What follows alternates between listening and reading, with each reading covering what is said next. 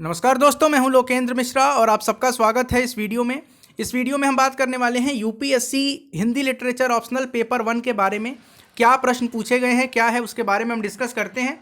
इसका पीडीएफ आप हमारे टेलीग्राम चैनल से निकाल सकते हैं, वहाँ पर अपलोड कर दिया गया है और टेलीग्राम चैनल का लिंक भी नीचे डिस्क्रिप्शन में दे दिया जाएगा। तो देखिए प्रश्न क्या है कि निम्नलिखित में से प्रत्येक पर लगभग 150 शब्दों पर टिप्पणी लिखना है। अवहट्ट की व्याकरणिक संरचना और उसका स्वरूप, एक प्रश्न ये है। दूसरा है देवनागरी लिपि के प्रमुख गुण। ये दोनों प्रश्न हमने अपने मंथली आंसर राइटिंग प्रोग्राम में कराया हुआ है। दक्षिणी हिंदी का स्वरूप, ये भी हमारे मंथली आंसर राइटिंग क्वेश्चन में कराया गया था। और स्वातंत्र्योत्तर भारत में हिंदी की स्थिति, ये 5 प्रश्न ऐसे हैं जो आप देख सकते हैं 10-10 नंबर वाले। अवहट्ट की व्याकरणिक संरचना का स्वरूप क्या है, देवनागरी लिपि के प्रमुख गुण क्या है, वैज्ञानिकता वगैरह, रहीम की काव्य भाषा का महत्व, दक्षिणी हिंदी का स्वरूप, ये कराया हुआ क्वेश्चन, स्वातंत्र्योत्तर भारत में हिंदी की स्थिति। आगे बढ़ते हैं। पूर्वी हिंदी की प्रमुख बोलियों का संक्षिप्त परिचय दीजिए।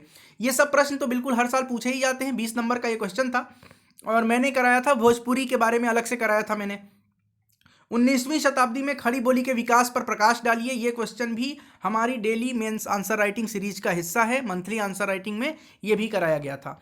हिंदी में परिभाषिक शब्दावली के निर्माण में आने वाली कठिनाइयों का परिचय दीजिए।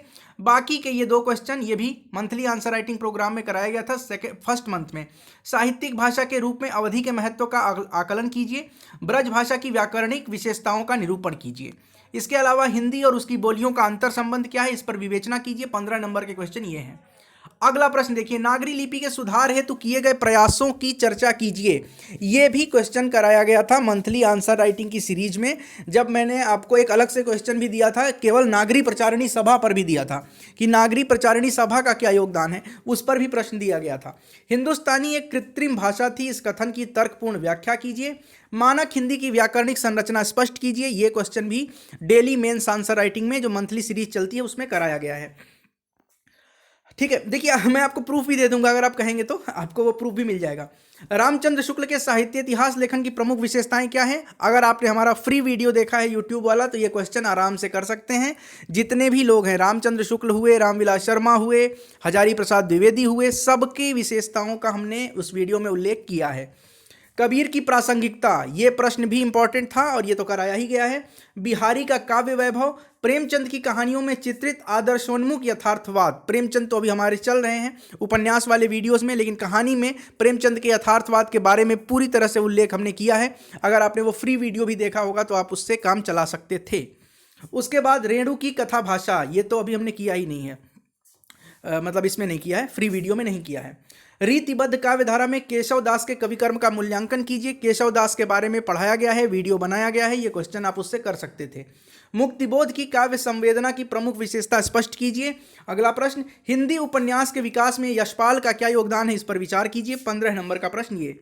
7वें प्रश्न में आते हैं। ये सब अभी जो टॉपिक चल रहे हैं ना, ये हमने यूट्यूब में अभी कवर नहीं किया है। नाटक, आलोचना, ये सब कहाँ किया है, उपन्यास तो अभी कर ही रहे हैं।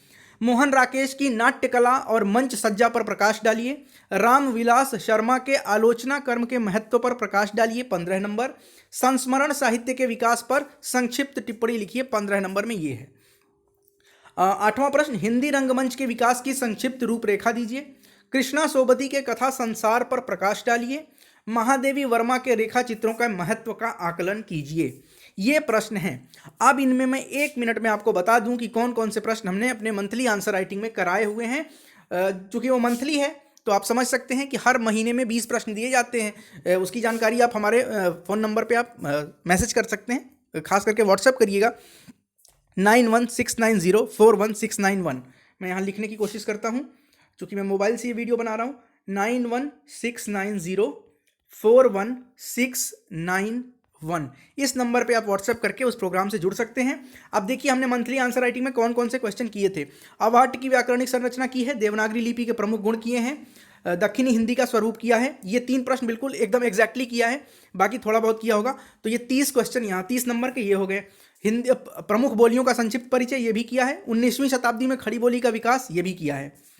ये 2 क्वेश्चन ही किए हैं, परिभाषिक वाला अभी हमने नहीं दिया था। तो ये हो गए 5 क्वेश्चन, सॉरी 5 तो ऐसे हो गए, जनरल में बता रहा हूँ। तो ये 30, 20, 50, 10, 60, 65 नंबर हो गया। साहित्यिक भाषा के रूप में अवधि का महत्व का आकलन 20 नंबर का ये हो गया। ब्रज भाषा की व्याकरणिक विशेषताओं का निरूपण ये भी कराया गया है। ये दोनों प्रश्न कराए गए हैं।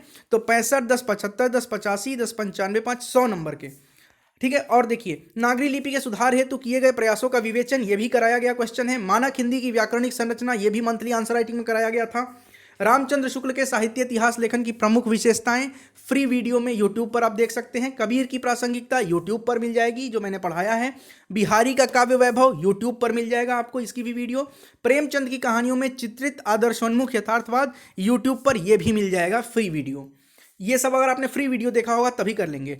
रीतिबद्ध काव्य धारा में केशव दास के कवि कर्म का मूल्यांकन फ्री वीडियो। मुक्तिबोध की काव्य संवेदना ये अभी हमने नहीं किया है फ्री वीडियो में, और हिंदी उपन्यास वाला भी नहीं किया है। बाकी के ये पूरे क्वेश्चन हमने नहीं किए हैं, क्योंकि अभी हमारा हिंदी साहित्य में उपन्यास के बारे में पढ़ रहे थे, तो वही किया है। बाकी आप देख सकते हैं कि वीडियोस जितने अब तक बनाए गए हैं, 57-58 वीडियोस बनाए गए हैं, उन 57-58 वीडियो से आपके कितने नंबर के क्वेश्चन आ रहे हैं यूपीएससी मेंस पेपर 1 में आप देख सकते हैं खूब आसानी के साथ।